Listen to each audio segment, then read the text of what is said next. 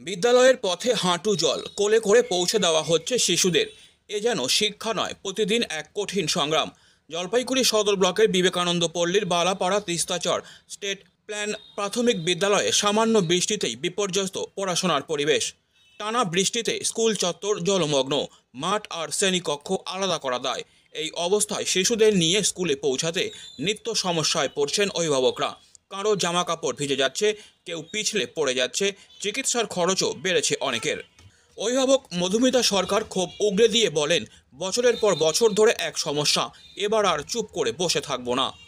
হচ্ছে আমাদের স্কুল মাঠে এই যে প্রচন্ড জল জমে যাচ্ছে, হাঁটু অব্দি বাচ্চারা স্কুলে আসতে পারছে না, খুবই অসুবিধা হচ্ছে। তারপরে হচ্ছে জলটা যে সাপ্লাই হবে সেরকম কোনো সুব্যবস্থা নেই। এখানে যে কালভার্ট ছিল, কালভার্টটা আটকে গেছে। হাইড্রেনটা যদি থাকতো তাহলে জলটা ওদিক দিয়ে পাস হয়ে যেত। যেহেতু জলটা পাস হচ্ছে না, সম্পূর্ণ জল এই স্কুলের মাঠে এসে জমায়েত হচ্ছে। ওই জমায়েত হওয়ার ফলে আমরা যারা গার্জিয়ান তারা বাচ্চাদের নিয়ে ঠিকভাবে স্কুলে আসতে পারছি না।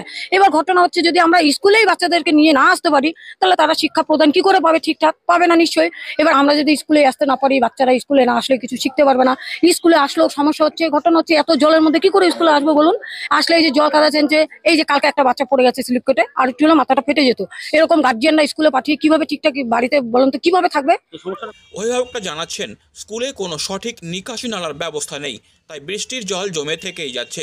বহুবার জানানো হলেও প্রশাসনের পক্ষ থেকে কার্যকর কোনো ব্যবস্থা নেওয়া হয়নি। স্থানীয় পঞ্চায়েত সদস্যা জয়া সরকার বিশ্বাস জানান, প্রশাসনকে বহুবার জানিয়েছি, কিন্তু কোনো কাজ হয়নি। এখন অভিভাবকরা ফুঁসে উঠেছেন। এই জল তো নতুন না, কিছুদিন ধরেই এই জমা জল ভীষণ ভোগান্তিতে পড়তে হচ্ছে আমাদের বাচ্চাদের। তারা স্কুলে আসতে তাদের সমস্যা হচ্ছে। কালকে 2-3 জন বাচ্চা পড়েও গেছিল এই জলের মধ্যে। প্লাস এখন যেহেতু বর্ষাকাল, এই ডেঙ্গুর প্রভাবটা বেশি, আর জমা জল আর জঙ্গল ঝোপঝাড়ে তো ভর্তি। তো এটার জন্য আমরা অ্যাপ্লিকেশন করেছিলাম যাতে এই ঝোপঝাড়গুলো পরিষ্কার করা হয়, সেটাও করছে না প্রশাসন, কোনো উদ্যোগই নিচ্ছে না। তো ভীষণ ভোগান্তিতে পড়তে হচ্ছে। আজকে এই জামা কাপড় ভিজে অবস্থায় থাকলে বাচ্চাদের জ্বর সর্দি কাশি এসব হচ্ছে।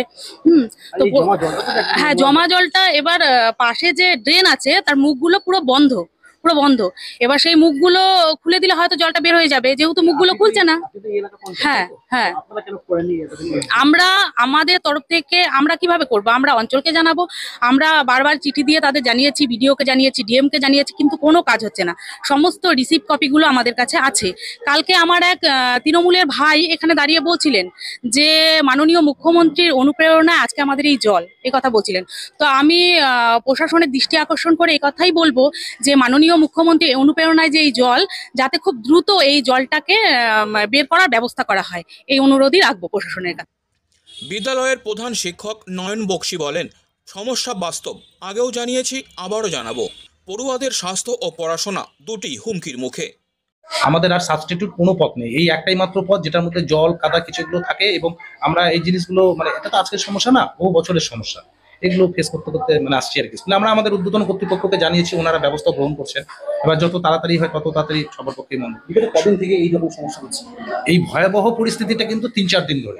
কিন্তু সামগ্রিকভাবে যখনই বর্ষা হয় তখনই কিন্তু বিদ্যালয়ের পরিস্থিতি এরকম থাকে, কারণ যেহেতু স্কুল থেকে জলটা তেমন ভাবে বের হয় না।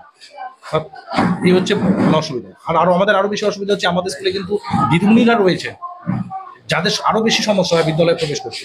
বাচ্চাদের যেমন সাংঘাতিক অসুবিধা, বাচ্চাদের প্যান্ট ভিজে যাচ্ছে, জামা ভিজে যাচ্ছে। আমাদের স্কুলে যেমন এক্সট্রা কিন্তু জামা প্যান্টও নেই যে আমরা বাচ্চাদেরকে দিয়ে সহযোগিতা করবো। তখন কি হচ্ছে, এইরকম পরিস্থিতি বাচ্চারা কি স্কুল দাম বেশি করছে, স্কুল আসতে যাচ্ছে না?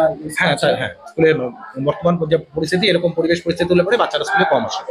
অভিভাবকদের হুঁশিয়ারি, অবিলম্বে যদি স্থায়ী নিকাশি নালা নির্মাণ করে জল নিষ্কাশনের ব্যবস্থা না করা হয়, তাহলে তারা বাধ্য হবেন স্কুলে তালা ঝুলিয়ে বিক্ষোভে নামতে।